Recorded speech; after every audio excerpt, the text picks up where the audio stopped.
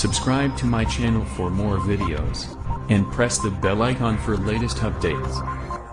बिस्मिल्लाहिर्रहमानिर्रहीम। अस्सलामु अलैकुम स्टूडेंट्स। आज हम सेकेंड ईयर बायोलॉजी से फीडबैक मैकेनिज़्म को डिस्कस करेंगे। चैप्टर 15 में फीडबैक मैकेनिज़्म को आप डिस्कस कर चुके हैं, बट वो थर्मो रेगुलेशन के लिहाज से था। आज हम जो डिस्कस करने जा रहे हैं वो ग्लैंड्स के लिहाज से है, लेकिन एक ही प्रोसेस है और मोस्ट इम्पॉर्टेंट क्वेश्चन है। इसको अच्छे से आपने याद करना है, अच्छे से अंडरस्टैंड करना है। स्टूडेंट, जैसे हमें भूख लगती है, जब हम खाना खा लेते हैं, खाना खाने की एक लिमिट होती है, उसके बाद हम खाना नहीं खा सकते, क्योंकि हमारे स्टमक से मैसेजेस जाना स्टार्ट हो जाते हैं कि बस जो आपकी कैपेसिटी थी वो फिल हो चुकी है। तो हमारे बॉडी के अंदर जैसे ही कोई स्टिमुलस एंटर होती है, कोई स्ट्रेस सिचुएशन क्रिएट होती है, या हमारे बॉडी में ग्लूकोज का लेवल बढ़ना स्टार्ट हो जाता है, या टेम्परेचर कम हो जाता है, तो बॉडी के अंदर रिसेप्टर लगे होते हैं जो उस सेंसेशन को रिसीव करते हैं, कंट्रोल करते हैं, इफेक्टर तक पहुंचाते हैं और देन रिस्पांस देते हैं। सो फीडबैक मैकेनिज्म के अंदर ग्लैंड अपनी ही प्रोसेस को, अपनी ही सेक्रेशंस को खुद कंट्रोल करवा लेता है।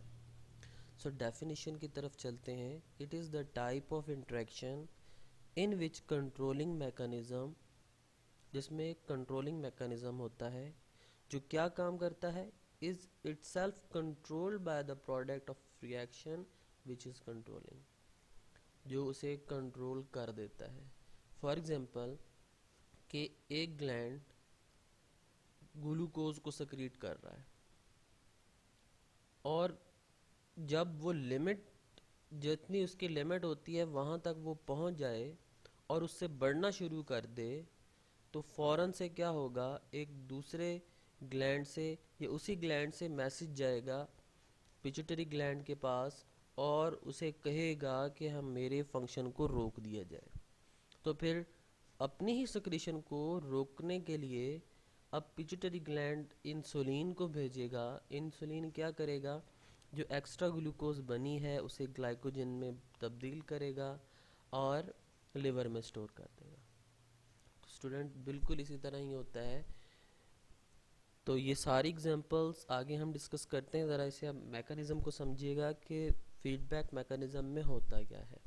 जैसे आपने एक गाड़ी को ड्राइव करना है, तो ड्राइव करने के लिए उसके पास एक्सीलेटर होना चाहिए और ब्रेक होनी चाहिए।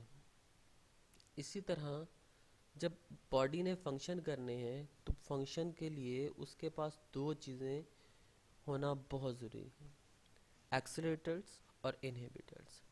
एक्सीलेटर्स चीज़ों को एक्सेलरेट करने के लिए, कि सिक्रीशंस को बढ़ाने के लिए, और इनहिबिटर्स उस सिक्रीशंस को रोकने के लिए। तो बॉडी में इंट्रैक्शंस हो रहे होते हैं। क्यों होते हैं, किसकी वजह से होते हैं, कि अगर एक हार्मोन रिएक्शन को स्टिमुलेट कर रहा है, प्रमोट कर रहा है, तो दूसरा हार्मोन जो है उसकी एक्टिविटी को चेक करेगा कि क्या इसका लेवल ज़्यादा तो नहीं हो रहा, क्या लेवल कम तो नहीं हो गया। ठीक है, तो इस रिएक्शन को समझने के लिए, इस इंट्रैक्शन को समझने के लिए जो प्रोसेस होता है उसे फीडबैक मैकेनिज्म कहा जाता है।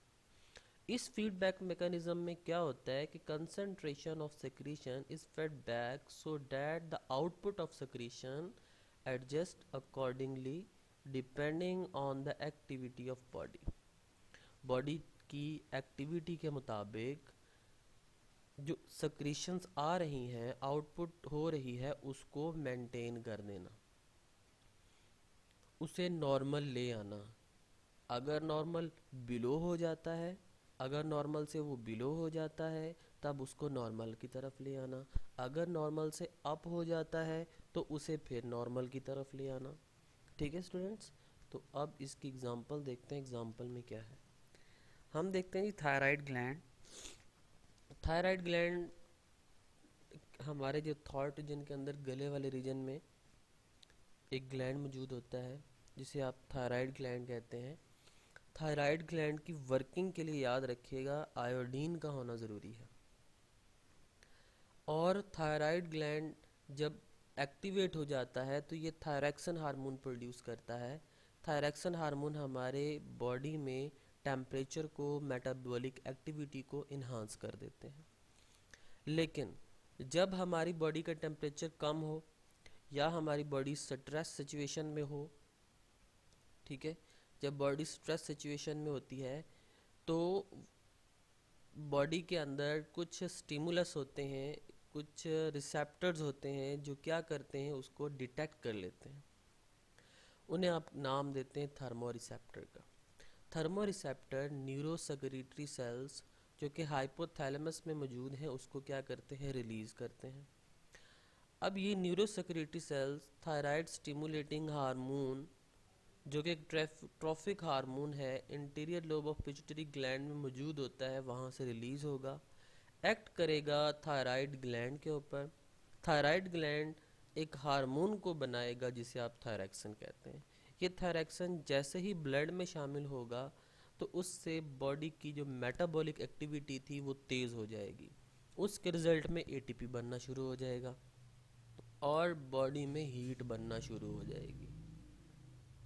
अब पिट्यूटरी ग्लैंड से मैसेजेस तो आ रहे हैं, मैसेजेस आने से थायरैक्सन की प्रोडक्शन हो रही है, जिसकी वजह से बॉडी का टेम्परेचर बढ़ जाएगा और ब्लड में थायरैक्सन का लेवल भी बढ़ जाएगा। फिर यहीं से मैसेज जाएगा पिट्यूटरी ग्लैंड के पास कि भाई सक्रीशन ज़्यादा हो गई हैं, काइंडली इसको रोक दिया जाए। फिर पिट्यूटरी ग्लैंड्स क्या करेगा, थायराइड स्टिमुलेटिंग हार्मोन को बनाना रोक देगा, इनहिबिट कर देगा, ताकि इसका लेवल जो है वो मेंटेन हो जाए। तो ये क्या है, फीडबैक है। ठीक है स्टूडेंट्स, नेक्स्ट है इसकी एक एग्जांपल जो कि हम ग्लूकोज से रिलेटेड करते हैं कि अगर ब्लड में ग्लूकोज का लेवल बढ़ गया है, बहुत ज़्यादा हो गया है, तो मैसेज कहाँ पे जाता है, पैंक्रियाज के पास। पैंक्रियाज को ऑर्डर दिया जाता है कि ग्लूकोज का लेवल बढ़ गया है, लिहाजा इसे अब कम करवाया जाए। तो पैंक्रियाज क्या करता है, इंसुलिन को सिक्रीट करेगा। इंसुलिन ने ब्लड से ग्लूकोज के लेवल को एब्जॉर्ब करना शुरू कर देना है, जिसकी वजह से ब्लड में शुगर का लेवल डाउन होना स्टार्ट हो जाता है। जैसे ही वो डाउन होने लगेगा, मतलब जो लिमिट है, लिमिट से बिलो हो जाएगा, तो फ़ौरन मैसेज पैंक्रियाज को जाएगा कि अपनी इंसुलिन की प्रोडक्शन को रोक दिया जाए। यहाँ पे इंसुलिन की प्रोडक्शन रोक दी जाती है, जिसकी वजह से ग्लूकोज ब्लड से एब्जॉर्ब नहीं होती और ब्लड में ग्लूकोज का लेवल नॉर्मल हो जाता है। ठीक है, और ये फिर उसको हम रिपीट कर रहे हैं कि पिट्यूटरी ग्लैंड क्या करेगा, थायराइड स्टिमुलेटिंग हार्मोन को रिलीज़ करेगा जो थायराइड ग्लैंड पे एक्ट करती है और थायरैक्सन को रिलीज़ करवाती है, जिसकी वजह से ब्लड में थायरैक्सन का लेवल बढ़ जाता है। जब थायरैक्सन का लेवल बढ़ जाता है तो मैसेज कहाँ पे जाएगा, पिट्यूटरी ग्लैंड के पास, और pituitary gland thyroid stimulating hormone को रोकने का सिग्नल देता है, इनहिबिट करने का सिग्नल देता है। तो थायराइड ग्लैंड थायरैक्सन को नहीं बनाता, जिसकी वजह से ब्लड में थायरैक्सन का लेवल नॉर्मल हो जाता है। ये क्या है जी, फीडबैक है। उम्मीद है स्टूडेंट्स आपको अच्छे से समझ आ गई होगी। अगर किसी किस्म का कन्फ्यूजन है, कोई क्वेश्चन है, विदाउट हेजिटेशन आप पूछेगा। ओके स्टूडेंट्स, अपना ख्याल रखें। अल्लाह हाफिज़, फ़ी अमानिल्लाह।